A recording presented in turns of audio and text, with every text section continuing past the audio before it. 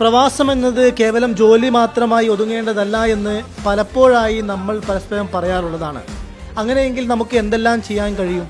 അങ്ങനെ ഒരു ചിന്തയിൽ നിന്ന് ബർദുബായിലെ കമ്പ്യൂട്ടർ മാർക്കറ്റിലുള്ളവർ ചേർന്ന് ഒരു കൂട്ടായ്മ രൂപീകരിച്ചു, creative mind sports club.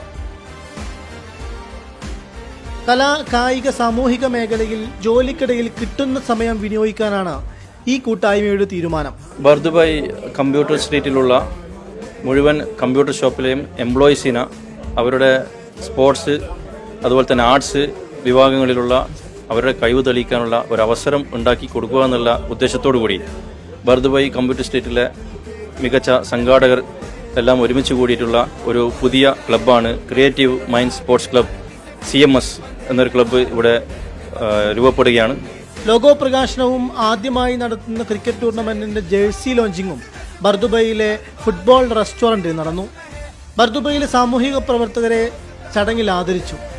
ബർദുബായിലെ computer മാർക്കറ്റിലുള്ള 16 ടീമുകളാണ് ഇത്തവണ കളിക്കുക. ഡിസംബർ 22 ഞായറാഴ്ച ഷാർജ ക്രിക്കറ്റ് സ്റ്റേഡിയത്തിലാണ് മത്സരങ്ങൾ അരങ്ങേറുന്നത്.